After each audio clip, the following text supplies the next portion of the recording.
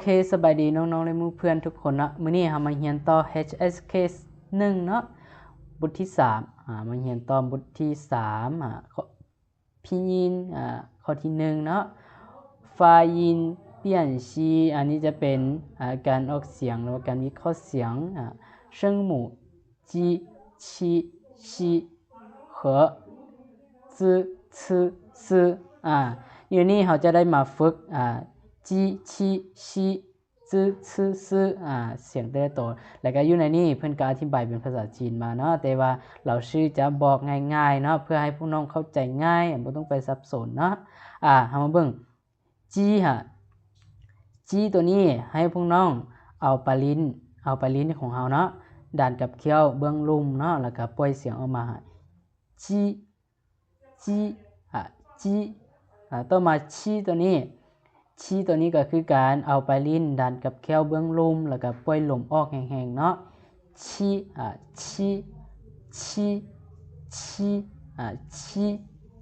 เอาปลายลิ้นดันกับแก้วเบื้องลุ่มเนาะแล้วชีตัวนี้ก็คือการแต่ว่าลมที่เราปล่อยออกเราต้องปล่อยซื่อๆไปนะปล่อยเบาๆชีแล้วก็ลากเสียงยาวนิดนึงเนาะชีจีชีฝึกแบบนี้เนาะโอเคต่อมาเรามาเบิ่งตัวต่อไปเนาะอันนี้เป็นจีชีแม่นเราจะเอาปลายลิ้นดันกับแก้วเบื้องลุ่มเด้ออย่าลืมเอาปลายลิ้นดันกับแก้วเบื้องลุ่มจีชีต่อไปเราไปเบิ่งตัวต่อไปเนาะโอเคต่อไปนี่เขาจะให้เราฝึกเนาะตัวอย่างอย่างนี้เพิ่นจะให้เราฝึก听录音并跟读注意声母发音的区别อยู่ในนี้เขาจะให้พวกเราฟังเสียงแล้วก็อ่านนะ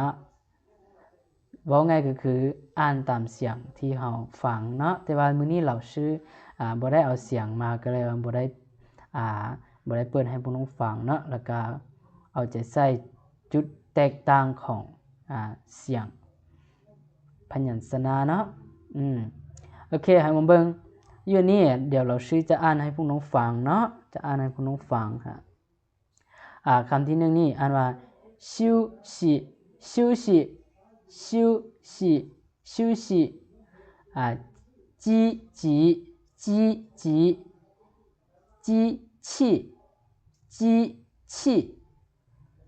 小区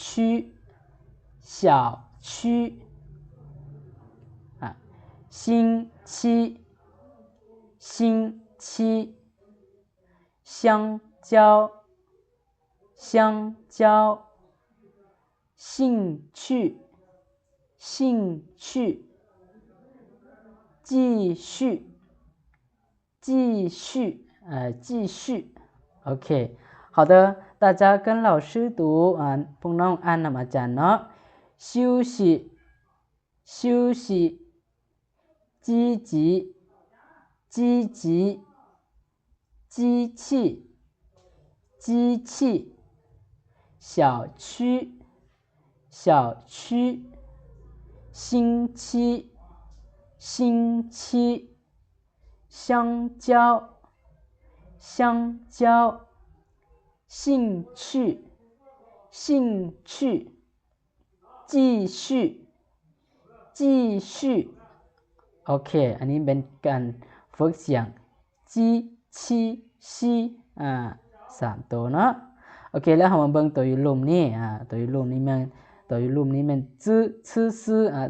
ซื่อนี่มันจะแตกต่างกันตรงกันข้ามกับจีชีชีเนาะโอเคจื้อซื่อนี่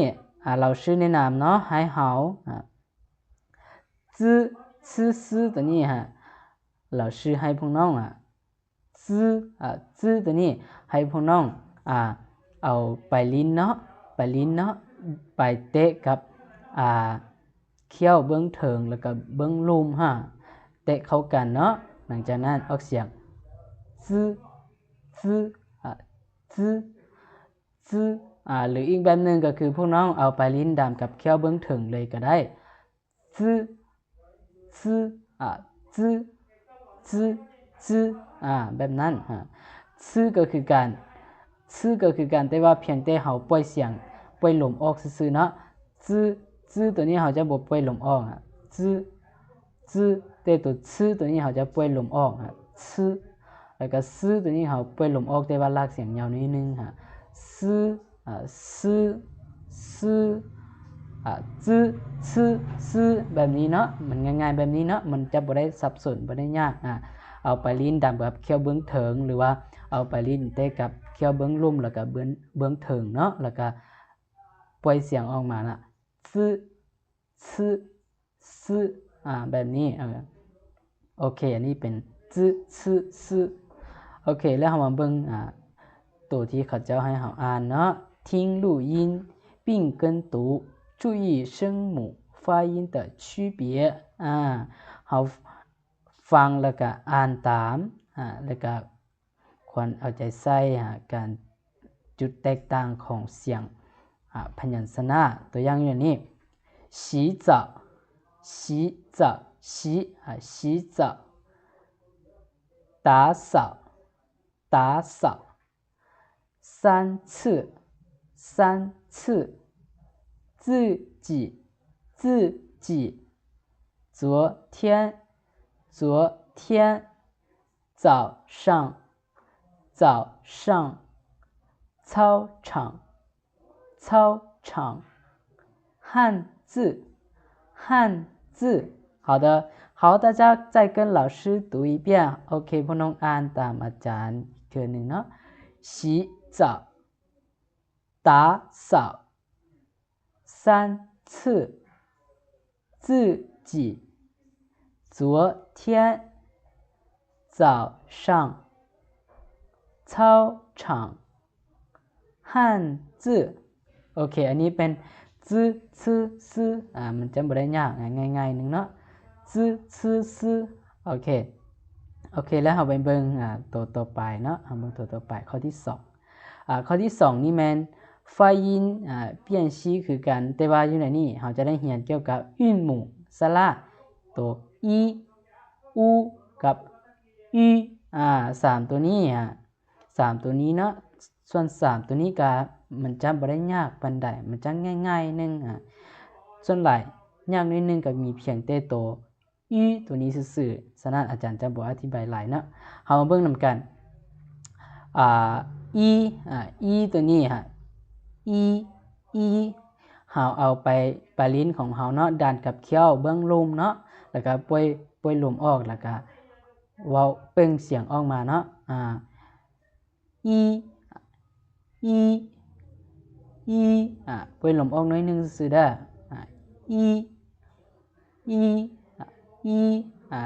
บางครั้งเฮาบ่ปล่อยลมออกก็ได้คือกันเนาะต่อมาอู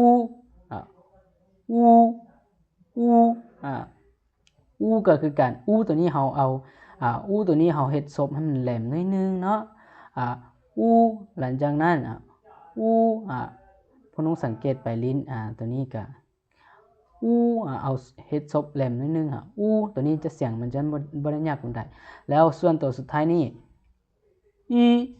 อีตัวนี้แม่นพวกน้องต้องควรเอาใจใส่หลายเนาะ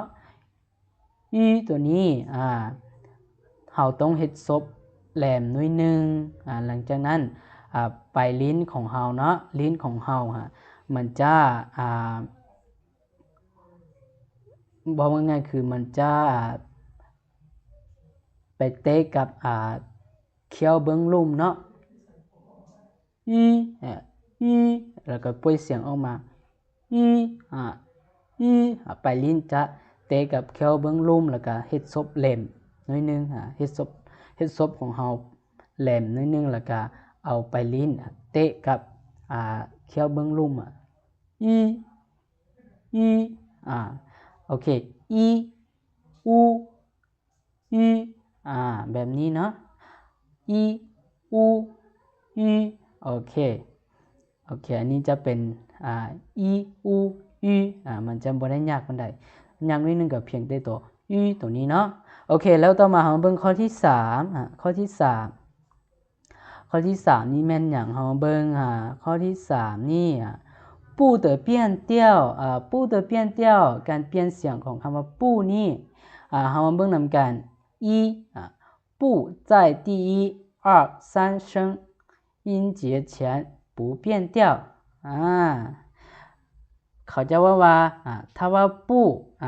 ถ้าว่าปูนี่อยู่ทางหน้าของเสียง1เสียง2และเสียง3แม่นเฮาจะบ่ได้เปลี่ยนเขาจะอ่านว่าปูคือเก่าอ่านว่าปูคือเก่า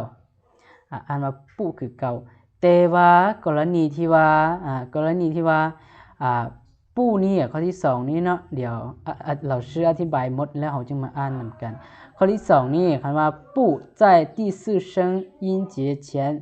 变成第二声เขาจะว่าเวลาเมื่อปูมาอยู่ทางหน้าของพยางค์ที่มีเสียงวรรณยุกต์เสียงซี่ให้เฮาเปลี่ยนเป็นเสียง2โอเคมันจะบ่ได้ยากเปลี่ยนเป็นเสียง2แล้วเฮาเบิ่งกรณีที่1ปูอยู่ทางหน้าของพยางค์ที่มีเสียง1เสียง2และก็เสียง3เฮาจะบ่เปลี่ยนเสียงตัวอย่าง不吃不吃不吃不行不行不好不好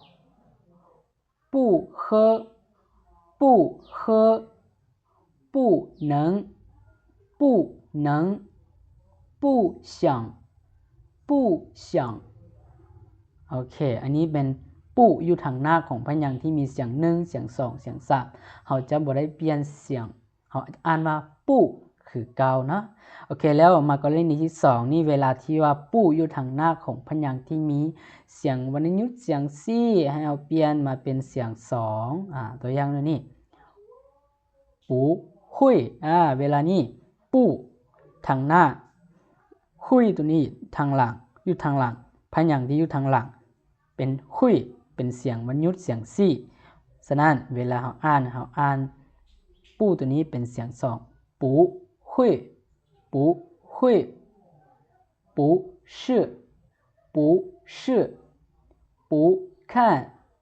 ปู看โอเคแบบนี้เนาะเวลาเฮาเปลี่ยนตอนว่าปูอยู่ทางหน้าของพยางค์ที่มีเสียงซี่เท่านั้นไก่นั้นมันอ่านว่าปูคือเก่าและถ้าปูอยู่ทางหน้าของพยางค์ที่มีเสียงวรรณยุกต์เสียงซี่ให้อ่านว่าปูหรือว่าจากเสียงซี่ของปูกลายเป็นเสียง2อ่านว่าปูแบบนี้เนาะง่ายๆโอเคแล้วมาเบิ่งข้อที่4นี่ข้อที่4นี่ข้อที่4นี่แม่นพินยิน规则ตัวนี้อยู่ในนี้เฮาจะมาเรียนเกี่ยวกับสระเดี่ยว2ตัวนี้เนาะตัวที่เขาจะว่า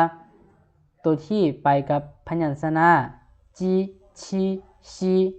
แล้วมันจะบ่มี2จ้ำอยู่เถิงเนาะ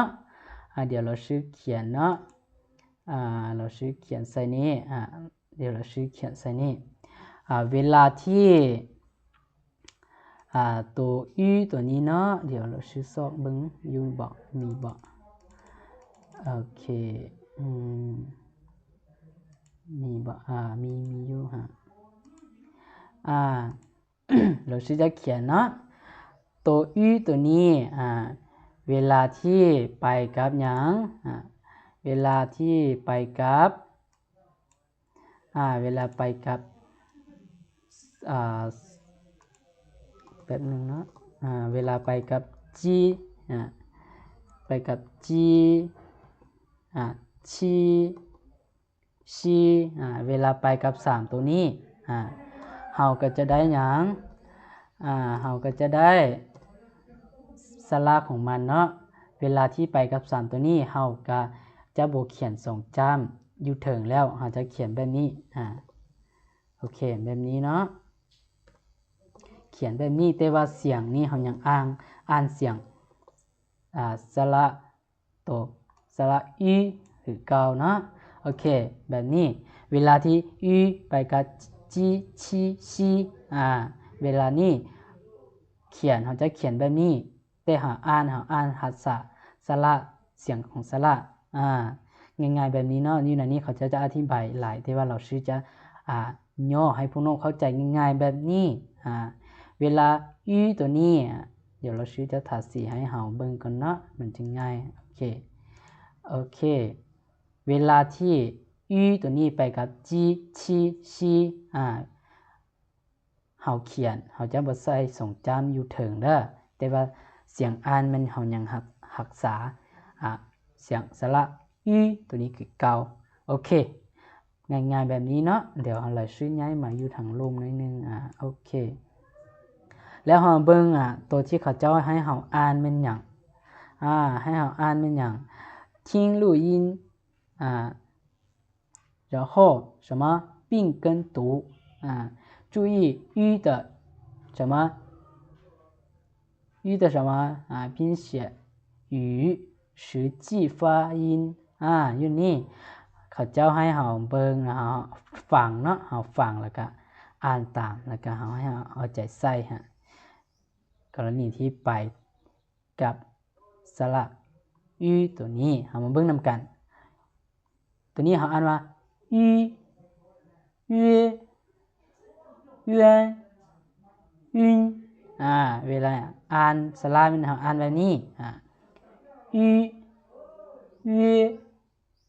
圆晕แต่เวลาที่ไปกับพยัญชนะจีชีชีพวกน้องสังเกตมันจะบ่มีสองจามอยู่ถึงแล้วแต่ว่าเสียงอ่านของยังรักษาคือเก่าเด้อตัวอย่างจื้อจื้อจวนจุนเขาจะบ่อ่านว่าจูจวยจวนจุนเขาจะบ่อ่านแบบนี้เขาจะว่าจื้อจื้อจวนจุนเขาจะรักษาเสียงสระคือเก่าแต่เขาเขียนเขาจะบ่เขียนบ่เติมทรงจำซื่อๆตัวนี้ตัวที่2คือกันชื่อเชื่อ圈群虚薛宣勋แบบนี้อันนี้ง่ายๆเวลาที่พวกน้องเห็นเวลาที่พวกน้องเห็นแบบนี้ให้พวกน้องเข้าใจว่าแม่นสระอีไปกับ3ตัวนี้เนาะที่จริงนี้มันยังมีอีก2ตัวแต่ว่าอยู่ในนี้เขาจะให้3ตัวนี้มาก่อนเนาะตัวจีชีชีไปกับอีเวลาไปกับอีเขาจะบ่เติมสองจำอยู่ถึงแล้วให้จึงง่ายๆแบบนี้เด้อโอเคแล้วเรามาเบิ่งตัวต่อไปโอเคตัวต่อไปนี้จะเป็นฮั่นจื้อ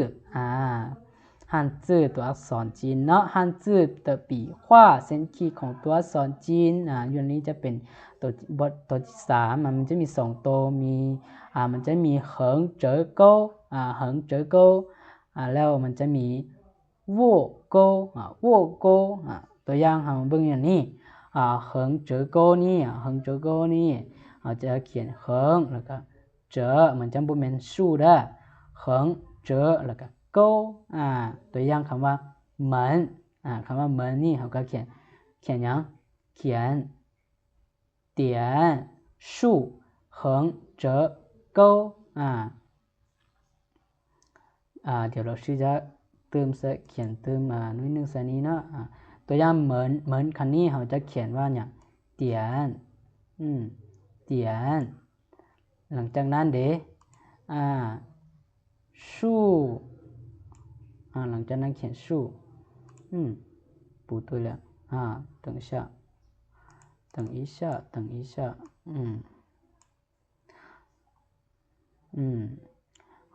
เราต้องได้เขียนเราเขียนเตียนจากนั้นเราก็เขียนสู้หลังจากนั้นหลังจากนั้นเราเขียนหยัง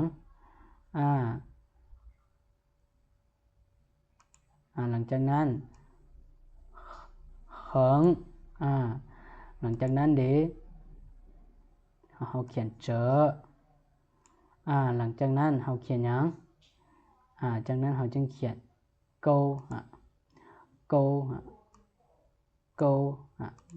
แต่ว่าต้องเขียนให้ติดกันเด้อตัว ตัวนี้ต้องเขียนให้ติดกันเหมือนเขียนให้ติดกันเนาะโอเคเขียนให้ติดกันต้องเขียนติดกันเด้อแต่ว่าตัวนี้เราชื่อใช้เมาส์เขียนมันจะบ่ได้เขียนติดกันแล้วอันนี้มันเหิงเจ๋อเก้าเย่คือกันคำว่าเย่นี่คือกันเราจะเขียนเพียเหิงเจ๋อเก้าแล้วก็เหิงเย่คือกันแล้วต่อมาโวโกเดโวโกเราก็จะเขียนจะขีดเนาะขีดลงหงายมาทางเบื้องขวานิดนึงแล้วก็โกเขียนขีดขึ้นถึงนิดนึงโกตัวอย่างคำว่าชินคำนี้ชินคำนี้ชินคำนี้ก็ใช้คำว่าโวโกโวโกมาเขียนเนาะคำว่าชินนินคือกันนินก็คือเอาชินนี้มาอยู่ทางลมของนี่อ่านว่านินแบบนี้เนาะ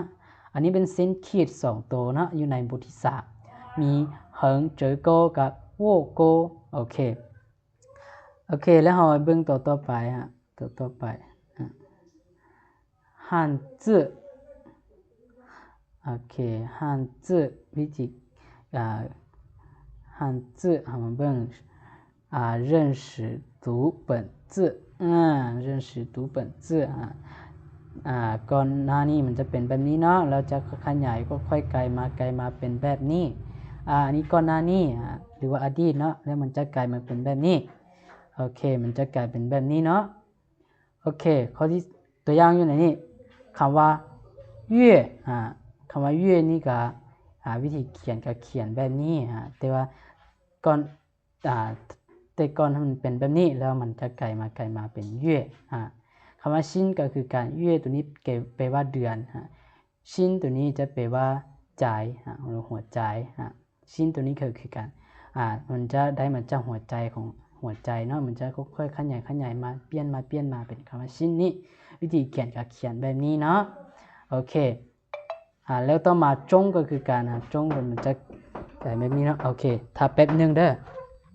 ตัวน้องทับแป๊บนึงโอเคตัวนี้จะเป็นจงก่อนหน้านี้มันจะเป็นแบบนี้เนาะแล้วมันจะค่อยๆกลายมาเป็นแบบนี้แล้ววิธีเขียนก็เขียนแบบนี้คำว่าจงต่อมาเนาะคำว่าเหรินก็คือการทำอิฐมันจะเป็นรูปแบบโคนแบบนี้เนาะที่ยืนแบบนี้แล้วมันจะกลายมาเป็นแบบนี้เหรินในปัจจุบันภาษาเขียนในปัจจุบันจะเขียนแบบนี้เหรินแปลว่าโคนโอเคแล้วต่อมาเรามาเบิ่งข้อที่3นี่เขาจะว่า汉字的笔顺先横后竖先撇后捺先横后竖หมายความว่าเขียนเหิงก่อนแล้วจึงเขียน竖先撇后捺หมายความว่าเขียนเพียก่อนแล้วจึงเขียนหน้าหรือว่าเขียนเพียทิ้งขีดแล้วหงายมาทางเบื้องซ้ายแล้วจึงเขียนหน้าที่ขีดหงายมาทางเบื้องขวาเนาะโอเคอยู่ในนี้先横后竖เราเบิ่งคำว่าชื่อคำนี้ชื่อคำนี้เราก็จะเขียนเราจะเขียนเหิงก่อนทำอินเราจะเขียนเหิงแบบนี้เนาะเราจะเขียนเหิงก่อนเราจะเขียนเหิงแบบนี้ก่อนหลังจากนั้นเราจึงเขียนคำว่าชู่แบบนี้เขียนชู่เข้าไปตัวนี้ยาวหน่อยนึงจะเขียนเหิงก่อนแล้วจึงเขียนชู่กงก็คือการเหิงแล้วจึงเขียนชู่แล้วก็เหิงกงคำนี้นะตัวอย่างคำว่ากงคำนี้เราก็เขียนเหิงหลังจากนั้นเราเขียนยังเขียนชู่โอเคเขียนชู่แล้วเราจึงเขียนเหิงอีกทีนึงเหิงอ่านว่ากงแล้วเรามาเบิ่ง先撇后捺ตัวอย่างอยู่ในนี้คำว่าป้านี่เราก็จะเขียนยังป้านี่เราก็จะเขียนเพียแบบนึงเนาะเพราะว่าอยู่ในนี้มันจะใช้สอเขียนเราชื่อบ่ฮู้วิธีใช้สอเนาะแต่ว่าอยู่ในนี้ต้องเขียนเพียก่อนหลังจากนั้นเราจึงหยังเขียนเพียเนาะ แต่ว่าอยู่ในนี้มันจะเขียนบ่ได้โอเคเราชื่อจะบ่เขียนจะเขียนเผียแล้วหน้าปาจากนั้นคำว่า人นี่ก็คือการเนาะคำว่า人กับเผียหน้าคือการอ่านว่า人ขออภัยเนาะที่มีเสียงรบกวนน้อยนึงเพราะว่ามีรถไม่มีรถเขาเจ้าเนาะเขาเจ้าขี่มาไกลห้องอาจารย์แล้วก็บนที่อาจารย์อัดคลิปเนาะโอเคอันนี้จะเป็น汉字的笔顺先横后竖先撇后捺โอเคอันนี้จะเป็นการวิธีเขียนเนาะเขียนเหิงก่อนจึงเขียน竖เขียนเพียก่อนจึงเขียนหน้าโอเคแล้วต่อไปมันจะเป็นกิจกรรมซื่อๆเนาะตัวอย่างข้อที่1นี่双人活动ตัวนี้มันจะให้เฮาเฮ็ดกิจกรรมเป็นคู่เนาะ两人一组进行自我介绍ตัวนี้มัน2คนต่อ1กลุ่มแล้วให้แนะนำตัวเองเนาะตัวอย่าง A 我叫李月我是中国人我是老师แบบนี้แล้วก็ข้อ B เนาะ我叫大卫我是美国人我是学生แบบนี้ให้เฮาแนะนำแบบนี้เนาะแล้วถ้าน้องใดที่ว่าเรียนแล้วบทที่3นี้ก็สามารถพิมพ์ในคอมเมนต์เกี่ยวกับกิจกรรมในข้อนี้ได้เลยเนาะแล้วข้อที่2ก็คือการข้อที่2นี่小组活动กิจกรรมเป็นกลุ่มเนาะข้อที่2นี่จะเป็นกิจกรรมเป็นกลุ่มแล้วเฮามาเบิ่งเขาจะว่า3至4人一组3มา4คนต่อ1กลุ่ม用汉语互相询问名字和国籍每组请一位同学报告情况แล้วอยู่ในนี้เขาจะว่าให้3-4คนต่อ1กลุ่มแล้วก็ใช้ภาษาจีนถามเกี่ยวกับชื่อแล้วก็สัญชาติหรือว่าที่เฮาถือเนาะแล้วก็แต่ละกลุ่มให้ผู้หนึ่งเป็นผู้ที่รายงานเนาะตัวอย่างผู้ที่1名字ชื่อมันหยัง李月国籍มันสัญชาติหยังสัญชาติจีน中国หรือว่าคนจีน中国หรือว่าประเทศจีนเนาะแล้วก็ต่อไปเนาะก็เฮ็ดตามที่ว่าไงเฮ็ดตามความเป็นจริงเนาะโอเคแล้วถ้าว่าน้องอยากเฮ็ดก็สามารถเฮ็ดแล้วพิมพ์ในคอมเมนต์ก็ได้คือกันเด้อโอเคแล้วนี้ก็แม่นบทที่3เนาะมันจะหมดเพียงเท่านี้เนาะถ้าน้องๆที่ว่ายังบ่เข้าใจบนใดก็สามารถคอมเมนต์มาถามเราชื่อได้เนาะเดี๋ยวเราชื่อจะมาตอบคอมเมนต์ของแต่ละคนเนาะโอเคแล้วคลิปวิดีโอหน้าเราจึงมาเรียนต่อบทที่4เนาะ他是我的汉语老师เราเป็นครูจีนของค่อยแล้วเราจะมาเรียนบทที่4เนาะโอเคสำหรับมื้อนี้เราชื่อจะขอลาพวกน้องไปก่อนแล้วพวกเราจึงพบกันใหม่好的大家再见